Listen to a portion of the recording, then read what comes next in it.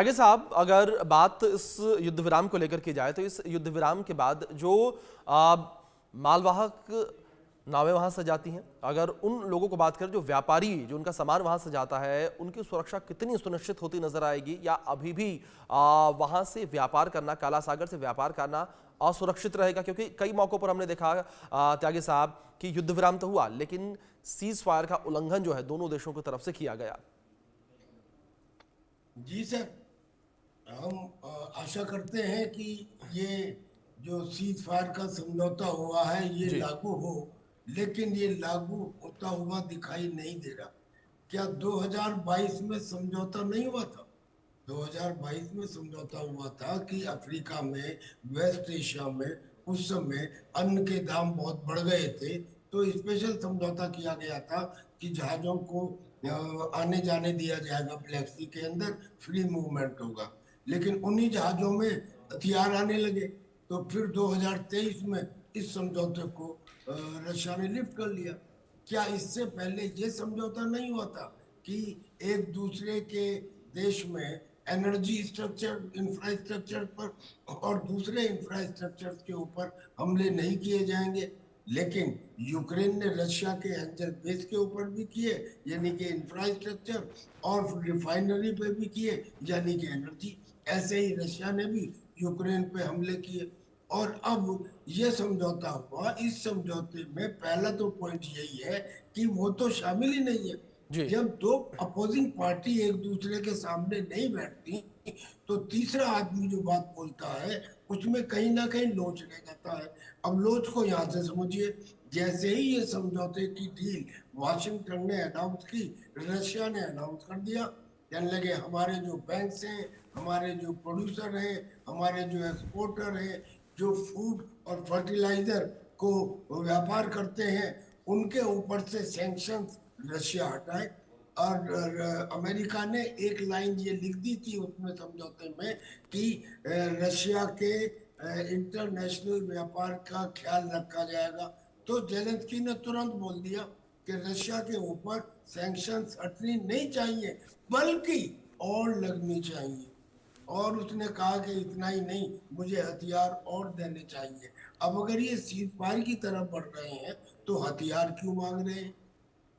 और इतना ही नहीं, इन्होंने, यूक्रेन ने यह भी कह दिया कि जो ब्लैक सी है उसमें अगर रशिया के जहाज, यानी कि वारशिप, ईस्टर्न पार्ट से, ईस्टर्न और ब्लैक सागर से आगे आते हैं, तो जी इसे आज के सीज फायर का वायलेशन माना जाएगा। यानी कि सीज फायर अभी स्टार्ट हुआ नहीं है, डेट अभी कंफर्म है नहीं, लेकिन उसको कब कब तोड़ा जाएगा ये बातें यूक्रेन ने बतानी शुरू कर दी। अगर ये पहली बार होती तो मान लेते कि गलती हो सकती है, लेकिन ये रिपीटेडली कई बार हो चुकी है। The trust deficit is zero. बिल्कुल कोई ट्रस्ट नहीं है एक दूसरे में। तो मुझे नहीं लगता कि ये सीज फायर एक ही रास्ता है, और वो रास्ता है कि या तो यूक्रेन में चुनाव हो, या जी जेलेंस्की सरेंडर करे, जी या जेलेंस्की का असैसिनेशन हो, जी या वेस्टर्न कंट्रीज ये तय कर लें कि हम यूक्रेन को अब और हथियार नहीं देंगे। इनके जी अलावा कोई और रास्ता by any stretch of imagination हमको तो दिखाई नहीं देता जी इस वार को खत्म करने का। ठीक है। और ट्रंप जो बार बार कह रहे हैं कि मैं इस युद्ध को रुकवा दूंगा, वो एक दिन के हिसाब से तो आज 100 दिन से भी ज्यादा हो चुके हैं, जी अभी तक तो रुकवा नहीं पाए।